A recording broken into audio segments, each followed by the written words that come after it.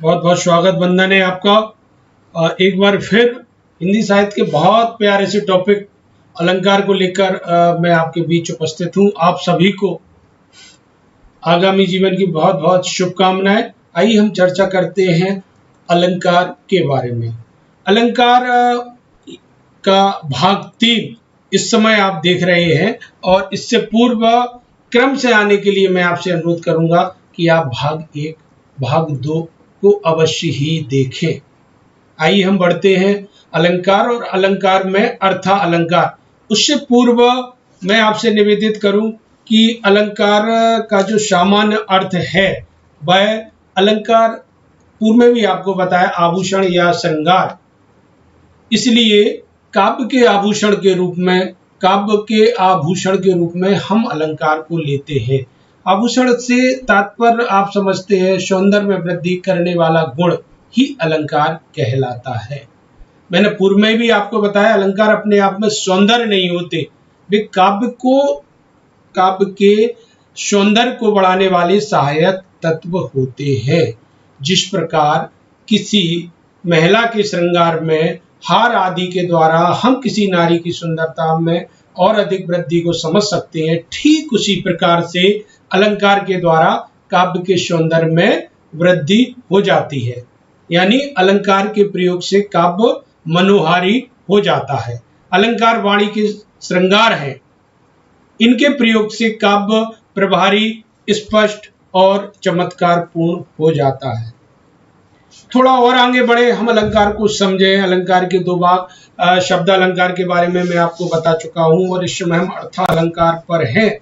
लेकिन उससे पूर्व एक और बात मैं अलंकार के जैसा कि मेरे कुछ मित्रों ने समय समय पर निवेदन भी किया है, तो अलंकार के कुछ सिद्धांत और आचार के बारे में बहुत जल्दी से हम समझ लें। अलंकार संप्रदाय के जिनकी प्रतिष्ठापक जिनको माना जाता है वह है आचार्य भामह। हालांकि आचार्य भरत मुनि ने अलंकार संबंधी कई स्थापनाएं, कई परिभाषाएं दी हैं, परंतु उन्होंने रस सिद्धांत को ही प्रमुखता दी है। इसलिए अलंकार सिद्धांत के प्रवर्तक भामह को माना जाता है। इनका समय रहा 6ठी शताब्दी का पूर्वार्ध। इसके साथ ही आचार्य दंडी 7वीं शताब्दी, उद्भट 8वीं शताब्दी, रुद्रट 9वीं शताब्दी का पूर्वार्ध है। साथियों, आचार्य भामह का अनुकरण आचार्य दंडी ने किया, भामह तथा दंडी का अनुकरण उद्भट ने किया। उपरोक्त सभी आचार्य अलंकार को ही काव्य की आत्मा मानते थे। आचार्य भामह ने अलंकार को काव्य का एक आवश्यक आभूषक मानते हुए कहा, न कांतमविभूषणम विभाति वनिता मुखम अर्थात बिना अलंकारों के काव्य उसी प्रकार शोभित नहीं हो सकता जिस प्रकार किसी सुंदर स्त्री का मुख बिना अलंकारों के शोभा नहीं पाता। आचार्य भामह ने 38 अलंकारों का वर्णन किया, जिनमें 2 शब्द अलंकार तथा 36 अर्था अलंकार हैं। कुछ अर्थालंकार की आज हम चर्चा करेंगे। इस भाग 3 में हमने प्रमुखता से आचार्य भामह के बारे में थोड़ा सा जाना और अगले भाग में हम संस्कृत भाषा के प्रसिद्ध साहित्यकार आचार्य दंडी के मतानुसार अलंकार क्या है इसको हम समझेंगे। आइए अब हम जैसा कि आप देख रहे हैं स्क्रीन पर अर्थालंकार। पूर्व में ही बताया है कि काव्य में सौंदर्य चमत्कार में वृद्धि का कार्य अलंकार करते हैं। अर्था अलंकार के बारे में समझते हुए हम समझे कि काव्य में जहां शब्दों के अर्थ से चमत्कार उत्पन्न होता है वहां अर्था अलंकार होता है। यानी काव्य में जहां शब्दों के अर्थ से सौंदर्य में वृद्धि हो, समझिए, शब्दों के अर्थ से सौंदर्य में वृद्धि हो, यानी शब्दों के अर्थ से चमत्कार उत्पन्न होता है, वहां अर्था अलंकार होता है। अर्था अलंकार के अनेक भेद हैं। यहाँ हम पाठ्यक्रम में मतलब प्रमुख रूप से जो आप सभी के लिए आवश्यक है उन्हीं को मैंने लिया है, उनकी हम चर्चा करेंगे। सर्वप्रथम हम बात करेंगे उपमा। ठीक, उपमा सबसे महत्वपूर्ण अलंकार है। अर्थालंकार में उपमा। आगे बढ़ने से पूर्व 1 मिनट आपको मैं यहाँ रोकना चाहता हूँ, आप इसको बहुत ध्यान से समझिए। अगर आपने उपमा को समझ लिया, ठीक है ना, अगर आपने उपमा को समझ लिया तो आगे आने वाले अर्थालंकार को आप बहुत सहज सरल तरीके से बहुत जल्दी से समझते हुए आगे बढ़ते जाएंगे। उपमा सामान्य तौर पर हम लोग चर्चा करते हैं। उपमा, उपमा से तात्पर्य बस आप इतना समझ लीजिए, तुलना। ठीक, अब आप आगे बढ़ते हुए इसे समझें। उपमा जहां एक वस्तु अथवा प्राणी की तुलना अत्यंत सदृश के कारण प्रसिद्ध वस्तु या प्राणी से की जाती है, वहां उपमा अलंकार होता है। ठीक है, एक वस्तु या प्राणी की तुलना हम किसी दूसरे से कर रहे हैं, उपमा तुलना कर रहे हैं, इसे हम उपमा अलंकार के रूप में समझेंगे। सिंधु सा विस्तृत और अथाय एक निर्वासित का उत्साह। इन उदाहरणों को समझने से पहले हम उपमा के जो प्रमुख 4 अंग हैं, ठीक, ये ही प्रमुख 4 अंग हैं। अगर हमने इनको समझ लिया, उपमा के 4 अंग, उपमेय, उपमान, साधारण धर्म, ठीक है, और वाचक शब्द, ये 4, अगर हमने इन 4 को समझ लिया तो समझ लीजिए कि पूरा अर्थालंकार हमको समझ में आ गया। तो उपमा के जो 4 अंग हैं, सबसे पहले हम बात करें उपमेय। उपमेय को समझने के लिए मैं आपको कुछ बातें, कुछ टिप्स यहाँ पर दे रहा हूँ। उपमेय क्या, आमतौर पर हमारे प्रिय छात्र छात्राओं से थोड़ी गलती, भूल उदाहरणों को लेकर बस यही हो जाती है, क्या उपमेय है, क्या उपमान है, क्या साधारण धर्म है। इसको समझने में थोड़ी सी गलती हो जाती है, मैं एक एक करके आपको बता रहा हूँ। उपमेय, जिस वस्तु या वस्तु की समानता की जाती है, इसे प्रस्तुत या वर्ण भी कहते हैं। उपमेय, जिस व्यक्ति या वस्तु की समानता की जाती है, ये इसे प्रस्तुत या वर्ण भी कहते हैं। देखो, इसमें जिसकी तुलना की जा रही, जिस व्यक्ति या वस्तु की समानता की जाती है, उदाहरण के लिए आपको भी आएगा, जैसे राधा का मुख चंद्रमा के समान सुंदर है। बड़ा लोकप्रिय छात्रों के बीच में ये उदाहरण आता। मैं भी उसी उदाहरण को, जिसको आपने अभी तक पढ़ा है और बार बार उसको आपके कई उदाहरणों में, परीक्षा प्रतियोगिताओं में ये आता रहता है, तो मैं भी उसी को लेके चल रहा हूं। तो यहाँ पर अगर हम बात करें इस उदाहरण को लेकर, तो उपमेय क्या, तो राधा का मुख जिस व्यक्ति या वस्तु की समानता की जाती है, जिसकी हमें समानता करना है, किसकी करना है, राधा के मुख की करना है, तो राधा का मुख यहाँ उपमेय। इसे प्रस्तुत यानी इसी की करना है, या वर्ण, जिसके बारे में हमें वर्णन करना है भी कहते हैं। जिस व्यक्ति या वस्तु की समानता की जाती है, इसे प्रस्तुत या वर्ण भी कहते हैं। उपमान, जिस प्रसिद्ध वस्तु या व्यक्ति की समानता उपमेय से की जाती है, यानी राधा के मुख से जिसकी हमें जिसकी तुलना होगी, वह उपमान कहलाएगा। इसे अप्रस्तुत, इसे अप्रस्तुत मतलब इसको प्रस्तुत नहीं करना, या अवर्ण, इसका वर्णन नहीं करना, बस उसको तो केवल हमें तुलना में लेना है। ये है उपमेय और उपमान। इनके बारे में थोड़ा सा एक बात और आपको है, मैंने पूर्व से ही कहा है, मैं आपको दे दूं कि क्या उपमेय है, क्या उपमान है। जिस वस्तु या वस्तु की हम समानता कर रहे हैं, बस समझ लीजिए वह आपके नजदीक होगा। वह आपके नजदीक से तात्पर्य आपके शरीर के नजदीक होगा। आपका शरीर, आपका मुख, आपके नयन, या जिस की हमें तुलना करना है, राधा रानी की करना है, राम जी की करना है, कृष्ण जी की करना है, तो ये शरीर या शरीर का कोई अंग या कोई ऐसी वस्तु जो आपके नजदीक है, बस वो उपमेय है। बहुत ध्यान से समझिए, बस वही उपमेय है जो आपके नजदीक है। और उपमान, उपमान आपसे दूर है। मैंने आपसे कहा कि राधा का मुख चंद्रमा के समान सुंदर है, तो आपके पास, यानी शरीर की जब हम बात कर रहे हैं, राधा का, सीता का मुख, यानी तो आपके शरीर के नजदीक कौन, मुख, आपका शरीर का एक अंग मुख, या जिसकी भी हम चर्चा कर रहे हैं, आपका शरीर या शरीर का कोई अंग या कोई ऐसी वस्तु जो आपके नजदीक है, वही उपमेय है। उपमान क्या, जो आपसे दूर दूर दूर है। उपमान, राधा का मुख चंद्रमा के समान सुंदर, चंद्रमा आपसे दूर है, थोड़ा सा और उपमेय के लिए आप समझ लें, यह आपका शरीर है, शरीर का अंग। उपमान अधिकांशतः, लगभग, 100%, थोड़ा बहुत अपवाद स्वरूप कोई एक आध उदाहरण आ जाए, मैं उसकी बात नहीं कर रहा हूं, लेकिन लगभग ये मान के चलिए उपमा लिया जाता है प्रकृति से। कोई भी प्राकृतिक हो सकती है। जिस प्रसिद्ध वस्तु या व्यक्ति की समानता उपमेय से की जाती है उसे उपमान कहते हैं। तो उपमान लगभग प्रकृति से लिया जाता है, इसे आप प्रस्तुत या अवर्ण भी कहते हैं। अब आप समझ गए होंगे, उपमेय आपके शरीर के कोई अंग या कोई ऐसी वस्तु जो आपसे जुड़ी है, जिस व्यक्ति या वस्तु की, मैंने बहुत विस्तार से आपको इसलिए बता रहा हूं, ये नींव है। अर्थालंकार के तहत हम और आप जो उपमा को समझ रहे हैं, ये नींव है। अगर आपने इसको समझ लिया, मैं बार बार कह रहा हूं इसलिए मैंने आपको बताया, ये इसी टिप्स को आप ध्यान रखिए। ये आपके नजदीक है भाई उपमेय है, जो आपसे दूर है प्रकृति से जिसको लिया है भाई उपमान है। ठीक, आगे बढ़ते हैं उपमा के तीसरे अंग की ओर। साधारण धर्म बहुत सरल है भाई, गुण धर्म जिसकी तुलना की जाती है, यह उपमेय और उपमान दोनों में पाया जाता है। राधा का मुख चंद्रमा के समान सुंदर, राधा का मुख भी सुंदर और चंद्रमा भी सुंदर, यानी यह उपमेय और उपमान में पाया जाने वाला परस्पर समान गुण है। इसी को बस हम साधारण धर्म कहते हैं। कोई कठिन नहीं है, आप समझ गए होंगे।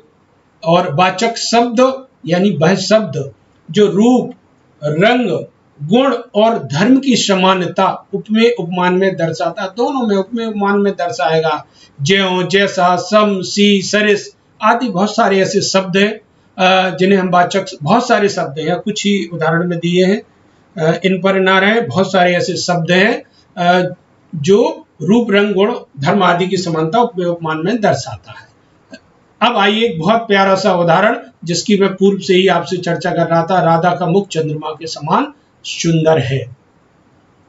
इसमें उपमा के चारों अंग विद्यमान है। इसका आशय यह है कि उपमा के भी कुछ भेद है, पूर्ण उपमा, लुप्त उपमा, इनके बारे में हम चर्चा थोड़े आगे करेंगे। लेकिन इस समय ये जो पूर्ण उपमा अलंकार का एक सुंदर सा उदाहरण है आपके बीच में। उपमा के चारों अंग, जब भी आपसे पूछा जाए तो मालोपमा, लुप्तोपमा आदि का उदाहरण ना देके केवल आपसे अगर उपमा का पूछा जाए तो आपको पूर्ण उपमा अलंकार का ही उदाहरण देना चाहिए। बिल्कुल, अब मैंने आपको पूर्व में समझाया, राधा का मुख चंद्रमा के समान सुंदर। थोड़ा सा अब उन अंगों के बीच में हम रख के देखें। उपमेय मुख, ये राधा का मुख उपमेय। मैंने कहा था कि आपके नजदीक यानी शरीर या शरीर का कोई अंग, बस वही उपमेय है, या शरीर के नजदीक या कोई ऐसी वस्तु जो आपके नजदीक है वह उपमेय के अंदर आएगी। यहाँ पर उपमेय, मुख, उपमान बताया था। कोई भी प्राकृतिक, प्रकृति यानी आपसे दूर, क्या है? चंद्रमा। बिल्कुल आप समझ रहे होंगे। उपमान चंद्रमा, राधा का मुख चंद्रमा के समान सुंदर, आपने तुरंत उठा लिया। मुख है सर, उपमेय। उपमान क्या? चंद्रमा। साधारण धर्म क्या? दोनों में जो लिया गया है, दोनों तो यहाँ दोनों सुंदर है, तो साधारण धर्म सुंदर, मुख उपमेय, चंद्रमा उपमान, सुंदर साधारण धर्म। ठीक है, वाचक शब्द दोनों में ये समान, जिससे दोनों की पहले ही आपको बताया, ज्यों, जैसा, समसी, सरिस, समान, ये सब आपके वाचक शब्द आएंगे। अतः यह पूर्ण उपमा अलंकार है। आपकी समझ में, ऐसा मेरा विश्वास है कि उपमा अलंकार आ गया होगा। थोड़ा सा और आगे बढ़ते हुए, इस अलंकार के लुप्त उपमा, मालोपमा आदि भेद भी होते हैं। लुप्त उपमा यानी इसमें से कुछ लुप्त हो गया। ठीक, लुप्त उपमा में इन चारों अंगों में से कोई भी अंग लुप्त होता है। जैसे राधा का मुख चंद्रमा सा है, राधा का मुख चंद्रमा सा है। इसमें साधारण धर्म क्या? सुंदर, जो हमने राधा का मुख चंद्रमा के समान सुंदर है, तो इसमें साधारण धर्म सुंदर लुप्त हो है। ठीक है, अतः लुप्त उपमा अलंकार कुछ भी है। मालोपमा, मालोपमा में उपमानों की एक माला सी बन जाती है। मालोपमा अलंकार एक माला, यानी कि हम उपमेय के लिए जो उपमान दे रहे हैं उसमें बहुत एक, जैसे मान लीजिए, अगर यहाँ के उदाहरण को मैं बताने से पूर्व अगर वृंदावन में कन्हैया को हटीलो, छबीलो, रसीलो, रंगीलो, बहुत सारे, तो एक बहुत सी एक माला सी किसके लिए बन गई? भगवान कृष्ण के लिए। ठीक है, यहाँ उसी प्रकार से राधा का मुख कमल जैसा सुंदर, चंद्रमा जैसा सुंदर, चमकीला तथा मक्खन जैसा मृदुल, यानी बहुत सारे उपमान दे दिए। ठीक है, एक मालोपमा, इसीलिए इसको मालोपमा अलंकार के अंतर्गत हम लेंगे। मुख के लिए यह कई उपमानों का प्रयोग किए जाने के कारण मालोपमा अलंकार है।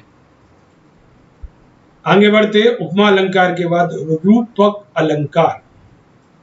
रूपक अलंकार देखिए, काव्य में जहां उपमेय में उपमान का आरोप होता है वहां रूपक अलंकार होता है। आरोप से तात्पर्य अर्थात अत्यंत समानता दिखाने के लिए उपमेय और उपमान को अभिन्न अर्थात एक कर दिया, दोनों को इतना नजदीक ला दिया कि हम ये कहने लगे कि उपमेय में उपमान का आरोप है, यानी उपमेय को उपमान पर अर्पित कर दिया, समर्पित कर दिया। एक सुंदर पद की एक पंक्ति हमने यहाँ ली है, पायो जी मैंने राम रतन धन पायो। यहाँ राम नाम में रतन धन का आरोप, इतना नजदीक का मामला हो गया, इसलिए यह रूपक अलंकार हो गया। राम नाम में रतन धन का यहाँ आरोप है, इसलिए यहाँ रूपक अलंकार है। ठीक है, आगे बढ़ते हैं और आता है उत्प्रेक्षा।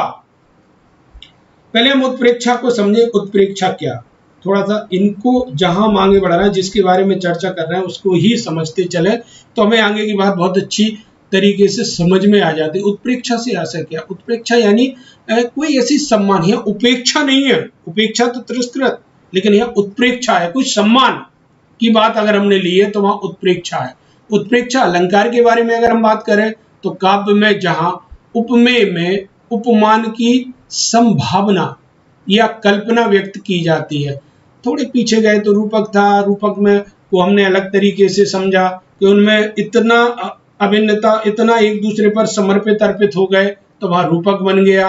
यहाँ उत्प्रेक्षा यानी उपमेय में उपमान की संभावना, समझ रहे, एक संभावना व्यक्त की जा रही है, ऐसा नहीं है ऐसा, तो ये संभावना या कल्पना व्यक्त की जा रही है, अतः यहाँ उत्प्रेक्षा अलंकार होता है। पुनः काव्य में जहाँ उपमेय में उपमान की संभावना कल्पना व्यक्त की जाती है वहां उत्प्रेक्षा अलंकार होता है। बोधक शब्द, वाचक शब्द जिनका प्रयोग अगर आप देखें, बहुत सरल है इस उदाहरण को पहचानना। मनु मानो, जनु जानो, जानो ज्यों मनो, इन्हीं को ही अधिकांशतः लिया जाता है। जैसे ही आपने पंक्ति में देखा कि अरे ये तो मनु मानो, जनु जनो, जानो ज्यों मनो आदि आदि अगर आ रहे हैं, निश्चित रूप से ये उत्प्रेक्षा अलंकार है। मानो झूम रहे हैं तरुवी मंद पवन के झोंकों से। एक और प्यारा सा उदाहरण सुंदरकांड से लिया है, जन अशोक अंगार दीन मुद्रिका डाल तब, यानी श्री हनुमान जी महाराज ने मां जानकी की विरह दशा को देखकर कि वो अशोक वृक्ष से ये कह रही हैं मुझे अग्नि दे, मैं अपनी इस देह को यहीं समर्पित कर दूं, अग्नि भस्म कर दूं। उसी समय श्री हनुमान जी महाराज मुद्रिका डालते हैं। मुद्रिका को उन्होंने अंगार समझ लिया, एक संभावना, उपमेय में उपमान की एक संभावना। उन्होंने मुद्रिका को ही, उन्होंने अंगूठी को ही अंगार, उन्हें ऐसा लगा कि अशोक ने उन्हें अंगारा दिया है। तो यहाँ पर उत्प्रेक्षा अलंकार, जन अशोक अंगार दीन मुद्रिका डार तब, जनु जानो, मनु मानो, मानव आदि ये वाचक शब्द आ गए, इसलिए यहाँ उत्प्रेक्षा अलंकार है। इसी क्रम में और आगे बढ़ते हैं, अतिशयोक्ति। अतिशयोक्ति, हम लोग आपस में भी बातचीत में कई बार बहुत अतिशयोक्तिपूर्ण बातें कर जाते हैं, लेकिन चूंकि हम अगर बात कर रहे हैं अलंकार की, तो यह अतिशयोक्ति अलंकार क्या? जहां किसी वस्तु, पदार्थ अथवा कथन, कुछ ऐसा कहा जाए कि जहां किसी वस्तु, पदार्थ अथवा कथन जो उपमेय है उसका वर्णन लोक सीमा से बढ़ाकर प्रयोग किया जाए। लोक सीमा, लोग एक निश्चित सीमा होती है कि वहां तक मैं बात करूं कि मैं देश का प्रधानमंत्री बोल रहा हूं, तो मैंने लोक सीमा से हटके बात कर दी, मुझको ऐसा नहीं बोलना चाहिए, मैंने एक अतिशयोक्तिपूर्ण, ऐसे ये साधारण बात है, मतलब जिन्हें हम और आप कहें तो व्यंग में गप मारना, लेकिन ये साहित्य में गप वाली बात नहीं है, यहाँ कुछ और है, कुछ ऐसा कहा गया जो बहुत आगे बढ़कर कहा गया, जो है नहीं उसके बारे में भी, यानी कोई बहुत बड़ा चढ़ा के बात, समझ रहे हैं आप। मैं आपको विषय से जोड़ने के लिए कुछ ऐसे समाज के बीच में से कुछ ऐसे उदाहरण देता हूं कि आपकी समझ में बहुत सहज और सरल तरीके से आ जाए। कुछ ऐसा कहा गया कि किसी वस्तु, पदार्थ अथवा कथन का वर्णन लोक सीमा से बढ़ाकर प्रयोग किया गया, वहां अतिशयोक्ति अलंकार है। जहां किसी गुण स्थिति का बड़ा चढ़ाकर वर्णन किया जाए, वहां अतिशयोक्ति अलंकार है। इस अलंकार में लोक सीमा का अतिक्रमण करके, लोक सीमा है उसका अतिक्रमण करके, उससे और आगे बढ़ के किसी वस्तु का बहुत बड़ा चढ़ाकर वर्णन किया जाता है। कुछ उदाहरण आपके बीच। पड़ी अचानक नदी अपार, घोड़ा कैसे उतरे पार, राणा ने सोचा इस पार, तब तक चेतक था उस पार। यानी महाराणा प्रताप के घोड़े, प्रिय घोड़े चेतक, जिसको हमने खूब इतिहास में पढ़ा है, उसके बारे में लिखा गया है कि सोचने मात्र से घोड़ा का एक ओर से नदी के दूसरी ओर पहुंच जाना, यानी राणा ने सोचा इस पार, तब तक था चेतक उस पार। यानी महाराणा प्रताप सोच रहे हैं और चेतक उस पार पहुंच गया। दूसरी ओर पहुंच जाना असंभव कार्य है, इसलिए यहाँ पर अतिशयोक्ति अलंकार की बात कही गई है। दूसरा, हनुमान की पूंछ में लगन न पाई आग, लंका सारी जल गई, गए निशाचर भाग। श्री हनुमान जी महाराज की पूंछ जो लंका दहन का कारण थी, आग लगने से पहले ही सारी लंका, आग लगी ही नहीं और सारी लंका जल गई, ऐसा वर्णन किया, इसलिए इसको अतिशयोक्ति अलंकार कहा गया है। एक मिनट रोक करके मैं आपको सिर्फ इतना ही बताना चाहूंगा। अतिशयोक्ति अलंकार का प्रयोग काव्य में कभी सौंदर्य प्रदान करने के लिए करते हैं, लेकिन करते भी उनके लायक हैं कि जो इस लायक हैं। जिन दो श्रेष्ठ उदाहरण आपके बीच में लिए, महाराणा प्रताप का घोड़ा चेतक, जो किसी इतिहास में बहुत श्रेष्ठता का उदाहरण बनता है, इसी तरीके से धार्मिक और आध्यात्मिक स्वरूप में जिस पात्र को हम लेते हैं, श्री हनुमान जी महाराज, जो बहुत जिनके श्रेष्ठता के रूप में हम उनका लेते हैं, खास तौर से अतिशयोक्तिपूर्ण अलंकारों का प्रयोग ऐसे महान चरित्रों को और महान बताने के लिए काव्य में कवि करते हैं, क्योंकि वो महान थे, उनकी महानता को कितना भी कई गुना बढ़ाया जाए, इसलिए अतिशयोक्तिपूर्ण अलंकारों का प्रयोग इनके लिए किया जाता है और किया जा सकता है। लेकिन हम और आप उस सौंदर्य को समझ रहे हैं।